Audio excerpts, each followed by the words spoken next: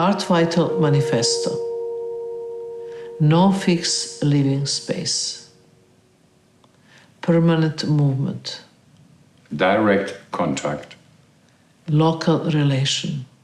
Self-selection. Passing limitations. Taking risk. Mobile energy. No rehearsal. No predicted end. And no repetition. Extended vulnerability. Exposure to chance. And primary reactions. wow, this was good. Yeah. Those days. We wrote that very early.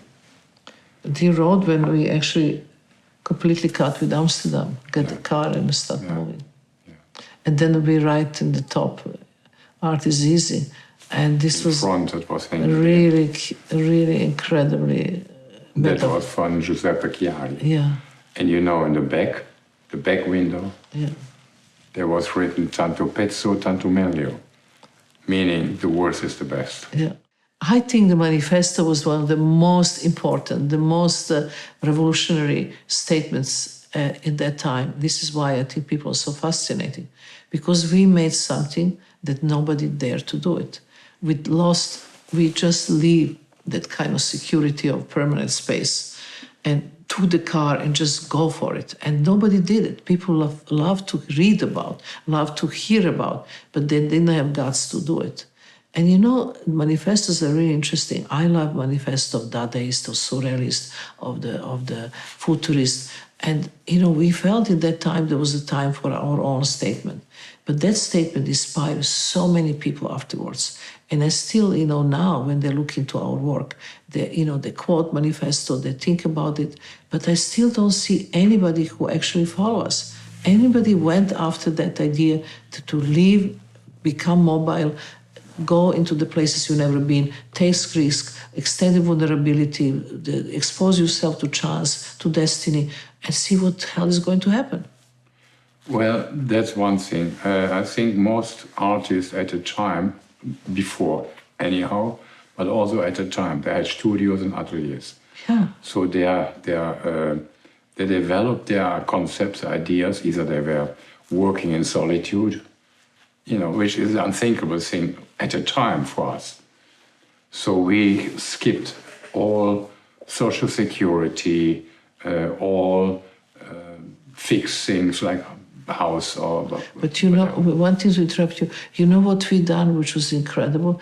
We got rid of stuff. Yeah. If you're in the studio, you have things, you have art pollution, you're creating too many stuff. Everywhere you look, every draw you show there is stuff. So we didn't have nothing. I mean, we reduced to... Actually, he was very good in reducing, by the way. I'm by character and personality a reductionist. That was such important, the moment. You pick everything what you had and leave by different people in different cellars, by the names, winter clothes, summer clothes, dishes, photograph works, whatever. And then we was so free. Yeah. That was the biggest freedom I experienced from the governments, from taxis, from everybody, anything, no compromise. The car being on wheels, moving all the time like modern nomads, that was a great time. But anyway, go back to Manifesto. In Manifesto, looking now and taking parts of it, it's so much good stuff.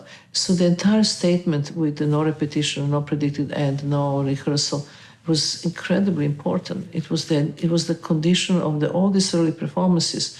Later on, you know, at least my attitude changed towards no repetition, no predicted end. But in that time, for this kind of work was absolutely necessary.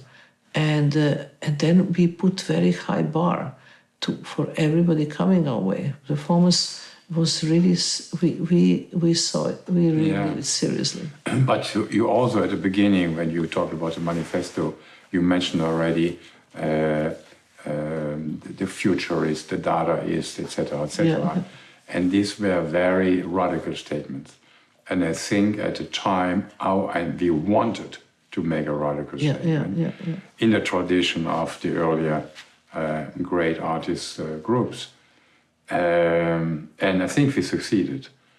And that was the backbone of our whole attitude for living, moving, doing performance. So, yeah, it's just great.